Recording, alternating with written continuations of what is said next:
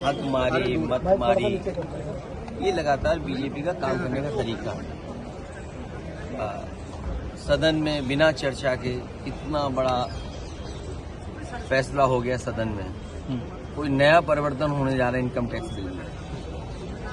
नोटबंदी हम लोगों ने देखी, जीएसटी हम लोगों ने देखी, अमेरिका से टैरिफ लग रहा है हम देख रहे हैं, हमारा पूरा कारोबार व्यापार चीन पर निर्भर हो गया।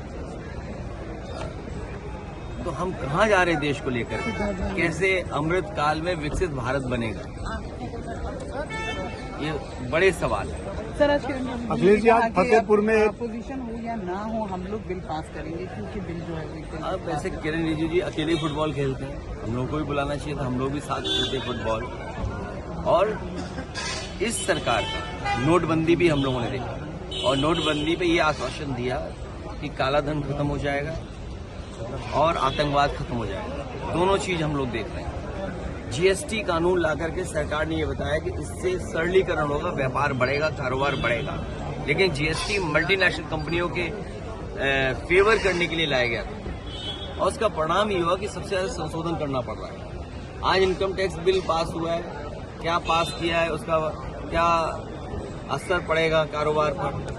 विदेश नीति इनकी, टैरिफ के बाद टैरिफ, और तमाम तरह की चीजें अब सामने आ रही हैं। चीन पर हमारा पूरा कारोबार निर्भर है, तो क्या संशोधन हम कर रहे हैं? क्या जीएसटी से संशोधन किया जिससे व्यापार बढ़ गया? क्या हमने नोटबंदी के बाद फैसले लिए जिससे हमारे व्यापारी और आम लोगों को लाभ पहुंचा हो?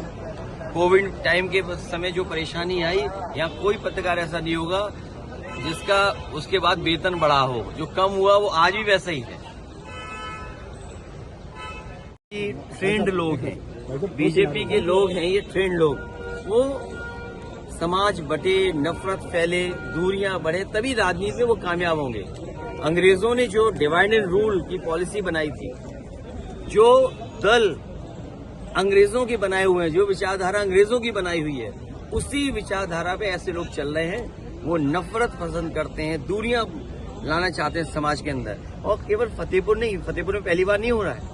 फतेहपुर में एक नौजवान की भी जान ली, जिन्होंने घटना की, कितने दबाव के बाद कार्रवाई हुई है वहां पर। इससे पहले भी कि नक्शा पास नहीं है या कोई इलीगल कंस्ट्रक्शन हो गया है, उस पर एक मस्जिद गिरा दी गई, हेरिटेज मस्जिद। तो ये सरकार का काम करने का तरीका है। जब ये फंस जाते हैं आय दोगुनी पर, जब फंस जाते हैं भ्रष्टाचार पर, जब ये फंस जाते हैं कानून व्यवस्था पर, जब इनसे सवाल पूछो कि 20,000 विद्यालय बंद हो गए, सोचिए पाठशालाएं बंद हो गई 20,000 का मतलब क्या हुआ? नाकामी किसकी है?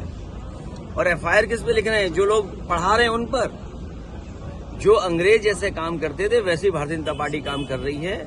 उसी का परिणाम ये है कि जानबूझ करके लोगों को नफरत फैलाने के लिए भेज रहे हैं। और टैरिफ के बाद टैरिफ, और पूरा चीन पे निर्भर कर रहे हैं हम लोग कारोबार। सोचिए तो मेक इंडिया क्या है, विकसित भारत क्या है, अमृतकाल क्या है, डिजिटल इंडिया क्या है? तो एक बार फिर सोचना पड़ेगा। और उनकी विचारधारा वाले लोग क्या कह रहे हैं कि सबसे महत्वपूर्ण चीजें हैं शिक्षा और स्वास्थ्य। उत्तर प्रदेश चले जाइए, शिक्षा के लिए जो स्कूल खुले थे, वो पाठशालाएं बंद हो रही हैं। इस देश में न जाने कितने लोगों ने राज किया होगा, किसी के राज में पढ़ाई पर इस तरह के केस दर्ज नहीं हुए होंगे। अंग्रेजों ने भी शायद मुकदमे नहीं लिखाए होंगे पढ़ाई को लेकर। लेकिन बीजेपी की सरकार में पढ़ाई को लेकर के आप अगर पढ़ाना चाहते हो तो मुकदमे दर्ज हो रहे हैं। कोई कल्पना कर सकता है 20,000 से ज्यादा प्राइमरी स्कूल बंद हो जाएं?